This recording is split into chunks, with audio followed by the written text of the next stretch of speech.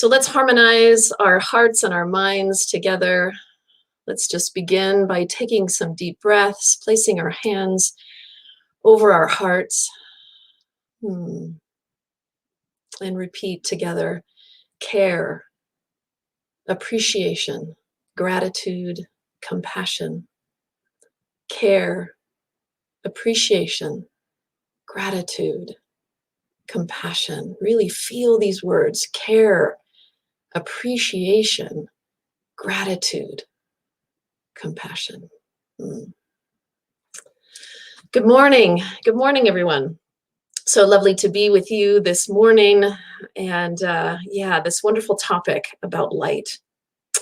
As we close out 2020 and we enter 2021, I can picture people across the world like a scene from a movie emerging from the darkness, bruised, scarred, dirty, tens of thousands of people coming out of the darkness and entering the light, unable to open their eyes all the way because the light is so bright, covering, like we do when the sun is in our eyes. People walking around a bit dazed, as if they're seeing the light for the first time. Can you picture that?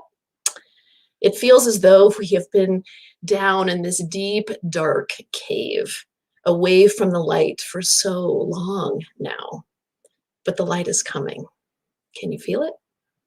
It is coming. The winter solstice begins tomorrow morning at 3:02 a.m. our time, marking the first day of winter and the shortest day and the longest night. Winter is a time when everything goes dormant. It's a time of quiet reflection, a time to go within, but it feels like we have been in a dark, cold winter for the last year, doesn't it? We're all anxious to finally move out of the darkness and into the light, feeling hopeful as the new year approaches. The winter solstice is a powerful time because after experiencing the longest night and the darkest day, the nights begin to grow shorter and the days grow brighter until the summer solstice. Starting tomorrow morning, we will begin the journey toward the light. We've all been waiting anxiously to put 2020 behind us. But as I mentioned 2 weeks ago in my talk about the shadow, the darkness is a necessary part of the journey to the light. The time we are in right now is a time of self-reflection, a time of letting go, a time for healing that which no longer serves us. This weekend, in fact, has been said to be a powerful time energetically to focus on what we want to release.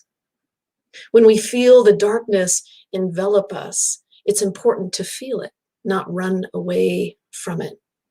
To use this time to practice our faith and our trust in the divine unfolding of our life. The darkness is our greatest teacher, and no matter how immersed we are in it, no matter how deep in the cave we have gone, the divine essence of God is always there. The inner light within us can never be extinguished. And it is guiding us through the darkness, helping us to know that we are exactly where we need to be on our individual spiritual journeys, experiencing exactly what we need to be experiencing for our growth and our evolution as a soul. If we are willing to let go of the resistance and the temptation to push away the dark and instead invite it in, we can work with it to find out what it is here to teach us. I love what a woman by the name of Chloe Rain, what a great name, Chloe Rain, said about the solstice. By allowing ourselves to feel our emotions and experience our own darkness, the darkness itself can become the spiritual cradle into which our inner light and new life is born. I'm going to repeat that last line. The darkness itself can become the spiritual cradle into which our inner light and new life is born. Isn't that beautiful? This is a time to acknowledge the endings and the new beginnings in our life. in a ceremony or a personal ritual that honors both our past and clears space to make room for what we wish for in the coming year. The winter solstice is a great time to pause and acknowledge the past and any endings that took place over last year. It's a time of letting go of old belief systems, shoulds, and ought tos. It's a good time to notice what we're holding on to.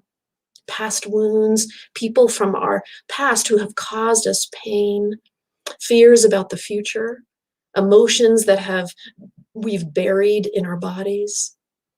As we become aware of all of it and feel the darkness that is there without resisting it, it can be a catalyst to create new beginnings in our life. And we can enter the light of the new year with the energy of joy and hope. Rumi said, "Trust your wound to a teacher's surgery. Don't turn away. Keep looking at the bandaged place. That's where the light enters you." Rituals are a powerful way to release the darkness and enter the light, welcoming new beginnings into our life. It can simply be done by pausing in quiet reflection, in prayer, through a burning bowl ceremony, or by attending our solstice service tomorrow evening at 7 p.m. Just had to throw that in there. So let's do a release right now together. In this powerful time, let's do this together. So closing your eyes, repeat to yourself. Let's just start by just taking a breath. And repeating to yourself, either out loud or silently, I release fear. Feel your body release the energy of fear that you've been perhaps holding on to over this last year. Feel it move through you, going down through your entire body. And imagine all of that energy is going out the soles of your feet into the earth. Let it go. Release. And now say to yourself, I release guilt. And see that move through you. I release anger. I release physical, emotional, and mental pain. See all of this leaving your body, going down through your body and out your feet into the earth.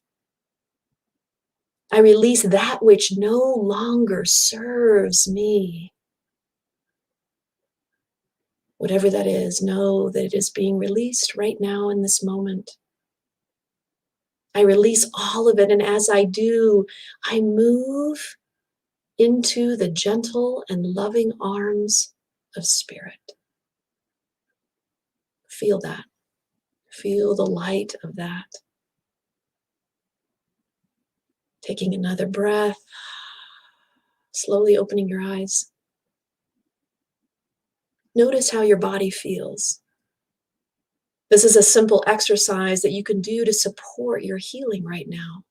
And as we do this, we create room for the light within us to grow. We can tap into this light more fully. And what a beautiful time to welcome the light. The light has always been there within us, but we can cultivate it even more. Tomorrow night, there will be a great conjunction, as they are calling it, as Jupiter and Saturn move closer together. As they move together, it will look like a large star in the sky, and it's being referred to as the Christmas star. It will be visible in the night sky, something that's not happened for 800 years. A similar occurrence known as the Star of Bethlehem led the wise men from the east, also known as the Magi, to the site of the birth of Jesus. If we look at this metaphysically, we can see that the wise men were following the light of God, guiding them to the birth of Jesus, which represents the birth of the light within them, the birth of the Christ consciousness within them. Many of us have wounds around the word Jesus. And this time of year, we hear that word a lot. We associate it with negative images and religious dogma. But I invite you to set aside any judgments you have and open your heart, because who he was, we are. Jeshua, as I like to call him, was simply a man who embodied love and light to such a degree that just being near him, you experienced a healing. He was a teacher of love, not anyone's savior. Jesus was called Jesus Christ, not because Christ was part of his name. It was because he embodied the consciousness of Christ. Christ was a description of who he was. He knew that he was connected so deeply to the light of God, that it was a guiding force in his life. And it was this light that was responsible for all the healings that he performed. He trusted this light and this presence. This light radiated from him and was the energy of love, which was the focus of his teaching. Jesus actually spent years studying and disciplining himself to be that powerful expression of God's love. He was a human being with fears and challenges, just like all of us. But he worked on expanding his consciousness and cultivating the light every day. That same light that Jesus embodied is the same light that is within each of us. We just have to make a conscious choice to cultivate it within us. The Christ light represents our connection to God, our connection to that inner pilot light in the center of our being that can never be extinguished. And it's something that we can call on at any time. John O'Donohue said, God is like a light within the heart that nothing can extinguish. So this light is available to us, particularly when we are going through something hard or difficult. We can call on this light to support us in our healing. When my mom died about 7 years ago, there were days that were really painful.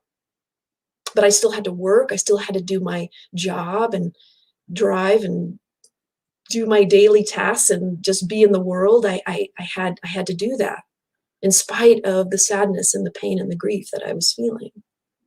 And when the grief and the pain got really hard, I would close my eyes for just a moment and I would connect with the light within me. I would imagine the light within the center of my chest and intentionally connect with it. I would take a deep breath, breathing in the light of the divine, seeing it fill my chest and my entire being. And it brought me such comfort. And whenever I did it, the pain that I was feeling would subside.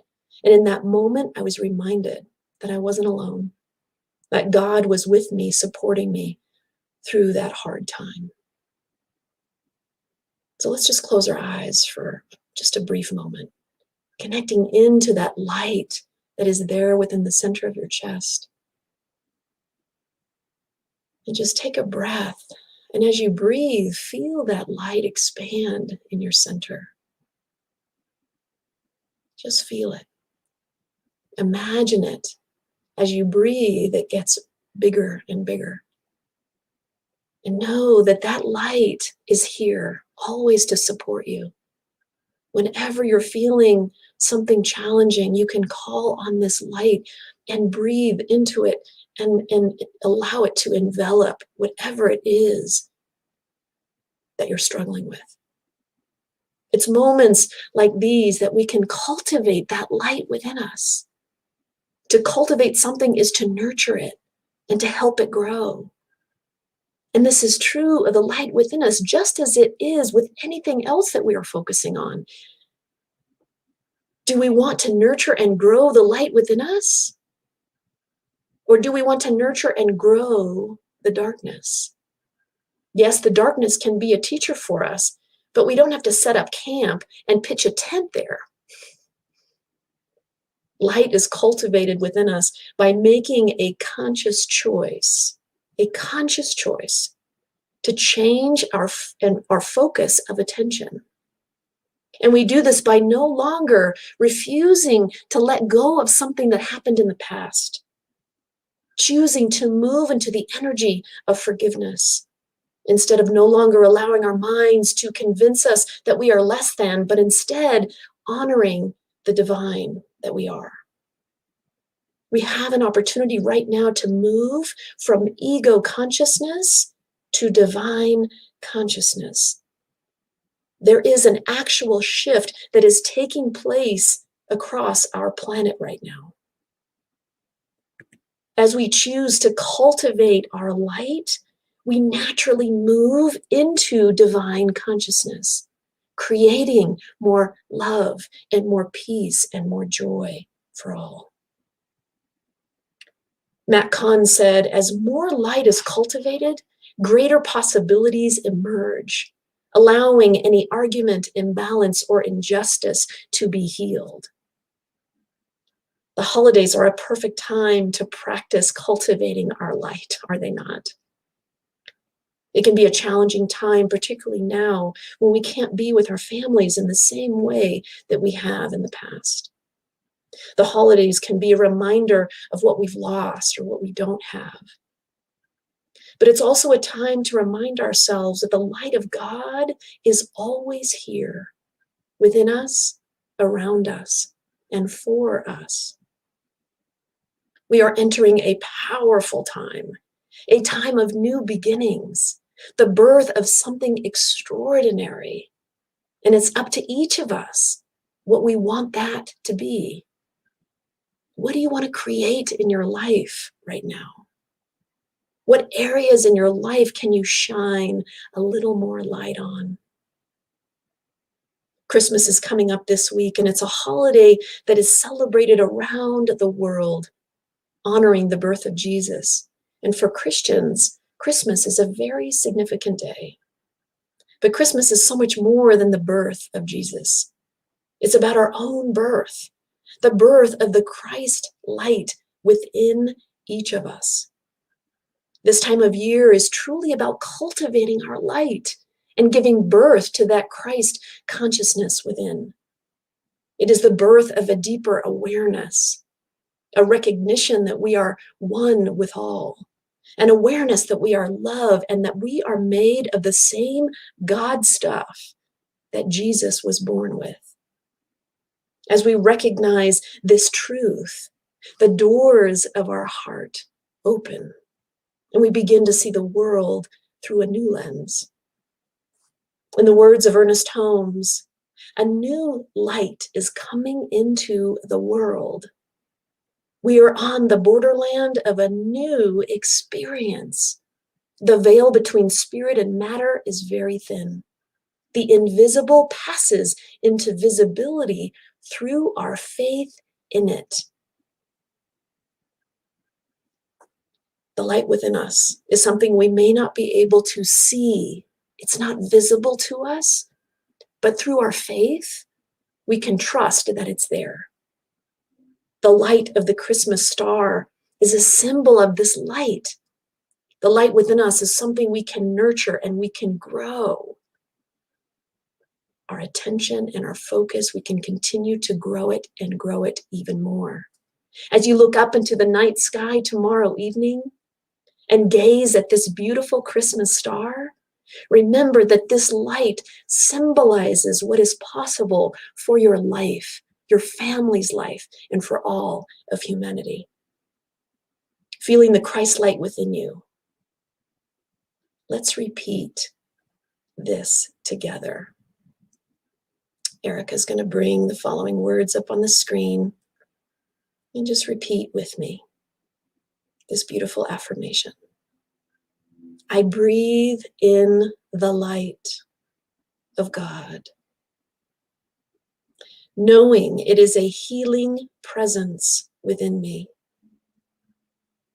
As I cultivate this light, it guides me to new beginnings, filled with love, peace, joy, and abundance of blessings now and always.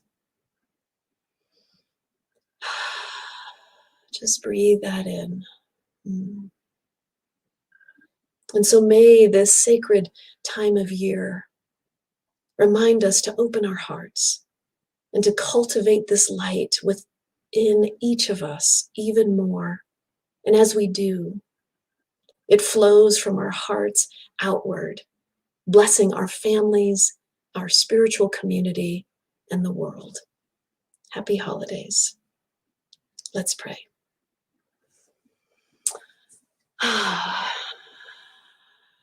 And so as we breathe in that light.